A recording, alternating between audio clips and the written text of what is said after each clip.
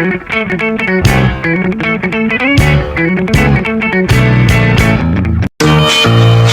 aku Pablo. Namaku Tyrun. Aku Uniqua. Aku Tasya. Namaku Auster. Namaku Asep. Dan kami adalah sahabat. Iya, Mbak. Kok diem aja? Sendirian aja? Ayo kita. Apa sih Republik Indonesia Serikat? Republik Indonesia Serikat adalah suatu negara federasi yang didirikan pada 27 Desember 1949.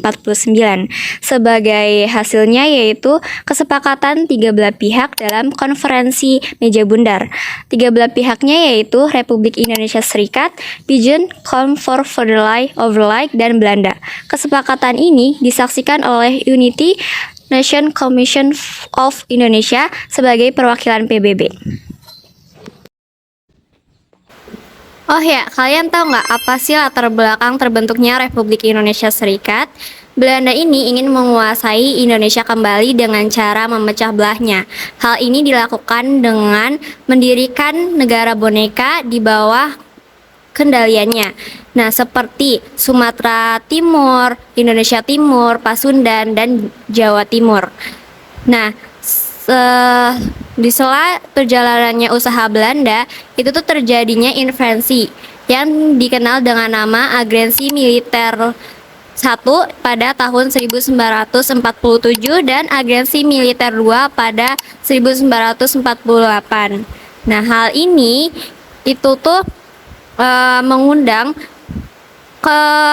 keprihatinan dunia. Hal ini mengundang keprihatinan dunia hingga PBB mendesak pemerintahan Belanda dan pemerintahan Indonesia untuk melakukan perundingan yang dikenal dengan konferensi meja bundar. Dalam konferensi meja bundar ini dihasilkan tiga pendukung pokok. Yang pertama itu mendirikan Republik Indonesia Serikat, yang kedua ini memberikan kedaulatan kepada Republik Indonesia Serikat dan mendirikan UIN antara Republik Indonesia Serikat dan Kerajaan Belanda. Nah, selama berlangsungnya ke konferensi meja bundar di Den Haag itu dibentuk kepemimpinan ketatanegaraan dan hukum tata negara untuk membahas konstitusi sementara Republik Indonesia Serikat. Nah, itu tuh panitianya sudah menyelesaikan tugasnya pada 29 Oktober 1949.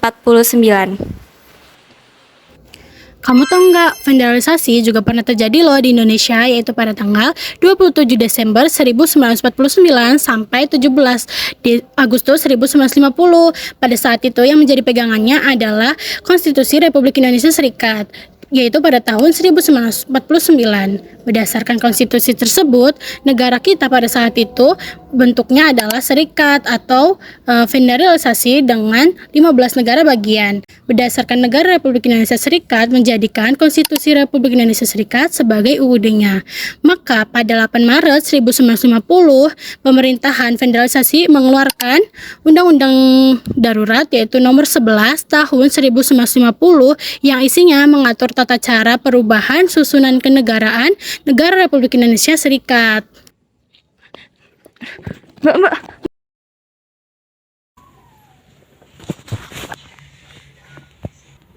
Lalu selanjutnya ada bentuk pemerintahan dan sistem pemerintahan. Yang pertama itu ada bentuk pemerintahan. Bentuk pemerintahan yang berlaku pada periode ini adalah republik.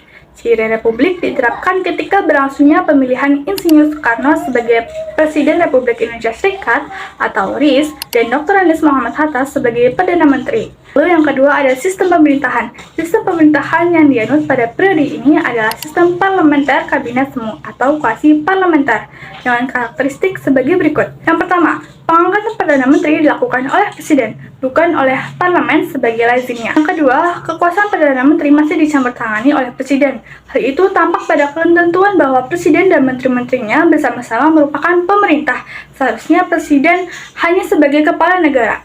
Yang ketiga, pembentukan kabinet dilakukan oleh Presiden bukan oleh Parlemen. Yang keempat, pertanggungjawaban kabinet adalah kepada Dewan Perwakilan Rakyat atau DPR, namun harus melalui keputusan pemerintah. Yang kelima, parlemen tidak mempunyai hubungan erat dengan pemerintah sehingga DPR tidak punya pengaruh besar terhadap pemerintah. DPR tidak dapat menggunakan mosi tidak percaya kepada kabinet. Yang keenam, Presiden RI mempunyai kedudukan terangkap, yaitu sebagai kepala negara dan kepala pemerintah.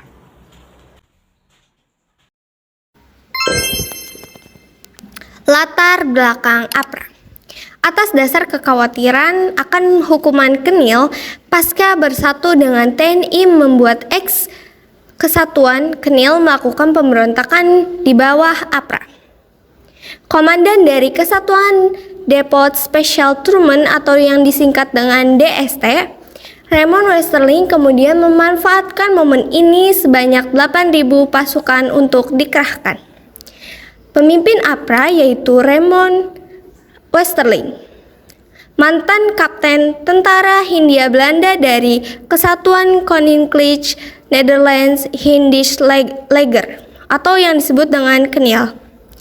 Kapan terjadi APRA? Pada tanggal 23 Januari 1950 di Bandung. Akhir dari APRA yaitu tanggal 5 April 1950. Pasukan khusus Indonesia berhasil menangkap Sultan Hamid II, salah satu petinggi di Indonesia yang pro dengan keputusan Westerling. Kemudian Westerling dijebloskan ke penjara, tapi sayangnya Westerling berhasil dan bersembunyi di Singapura. Selanjutnya yaitu pemberontakan Andi Aziz di Makassar. Latar belakang pemberontakan Andi Aziz di Makassar yaitu keinginannya untuk melindungi eksistensi NIT dan digabungkan dengan RIS. Siapa sih pemimpin pemberontakan Andi Aziz? Yaitu Kapten Andi Aziz yang menentang akan rencana penyatuan negara Indonesia Timur ke RIS. Udah. Aduh, kalian tahu nggak sih kapan terjadinya pemberontakan Andi Aziz di Makassar? Jadi pemberontakan ini terjadi pada tanggal 5 April tahun 1950 loh. Terus akhirnya Andi Aziz mendapatkan surat ultimatum dari pemerintah untuk sesegera mungkin menyerahkan dirinya ke pemerintah dalam waktu 4x24 jam. Tapi sayangnya Andi Aziz malah mangkir dari panggilan tersebut. Dan pemerintah saat itu yaitu Presiden Soekarno menyatakan bahwa Andi Aziz sebagai pemberontak dan memerintahkan militer Republik Indonesia Serikat untuk menumpasnya. Singkat cerita pada tanggal 8 April 1950 Andi Aziz menyerahkan dirinya ke pemerintah dan dijatuhi hukuman 14 tahun penjara. Gerakan separatis yang terakhir adalah pemberontakan Republik Maluku Timur. Nah, latar belakangnya adalah adanya ketidakstabilan politik di Maluku setelah konferensi Meja Bundar dan munculnya dua kubu yaitu kubu pro Republik Indonesia Serikat dan pro Belanda. Nah, ditambah lagi dengan adanya keinginan untuk memisahkan diri dari Republik Indonesia Timur dan Republik Indonesia Serikat. Kamu tahu nggak sih siapa pemimpin dari pemberontakan tersebut? Pemimpinnya adalah mantan dari Jaksa Agung Republik Maluku Selatan, yaitu Dr. Christian Robert Stephen Sumokil atau biasa kita kenal Dr. Sumokil. Kamu tahu nggak sih kapan terjadinya? Nah, terjadinya itu tanggal 25 April tahun 1950. Akhir dari pemberontakan ini adalah pertahanan Republik Maluku Selatan yang sangat aman ini dikepung oleh APRIS.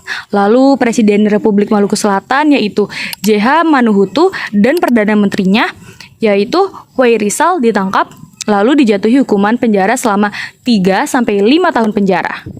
Sisa dari gerombolan Republik Maluku Selatan itu dihukum mati. Kurang lebih 8 bulan setelah pendiriannya RIS bubar, banyak faktor yang menyebabkan singkatnya masih hidup RIS. Pertama, tidak satupun tokoh politik utama di Indonesia pada waktu itu yang bersedia mendukung keberadaan RIS. Kedua, hampir semua partai politik juga tidak menghendaki terus dipertahankannya RIS. Ketiga, di dalam lingkungan militer TNI justru telah lama dilakukan penggerogotan terhadap negara-negara bagian RIS di luar RI. Keempat, mayoritas rakyat Indonesia mengutuk negara-negara bagian yang mereka anggap sebagai bikinan Belanda dan niat untuk menguburkannya sekuat niat untuk menegakkan kembali RI lama. Dapat dikatakan bahwa penolakan elit politik Indonesia, partai-partai politik, TNI, dan mayoritas rakyat Indonesia terhadap RIS pada hakikatnya adalah merupakan suatu sikap untuk mengikis habis sia-sia pengaruh kaum kolonialis. RIS sebagai negara federal Warland KMB hanya didukung oleh pihak Belanda sendiri dan pemimpin eksekutif 4 negara bagian yaitu NST, Pasundan, dan Daerah Istimewa Kalimantan Barat. Partai-partai politik negara itu kebanyakan bersosiasi dengan partai-partai politik RI yang berusaha membubarkan RIS dan membentuk kembali negara kesatuan, sedangkan rakyat di negara-negara tersebut pun lebih banyak yang ingin membubarkan negara-negara bagian daripada yang hendak mempertahankannya. Oleh karena itu, begitu Belanda pergi dari Indonesia dan pemimpin-pemimpin negara bagian tersebut kehilangan tenaga akibat tekanan-tekanan dari golongan unitaris, maka RIS pun tidak memiliki pendukung sama sekali. Pada gilirannya justru mempercepat keruntuhan RIS pada bulan akhir April 1950. Kekuatan federalisme sama sekali telah lumpuh dan akhirnya Presiden Soekarno pada tanggal 17 Agustus 1950 secara resmi mengumumkan pembubaran RIS dan pembentukan Negara Kesatuan Republik Indonesia.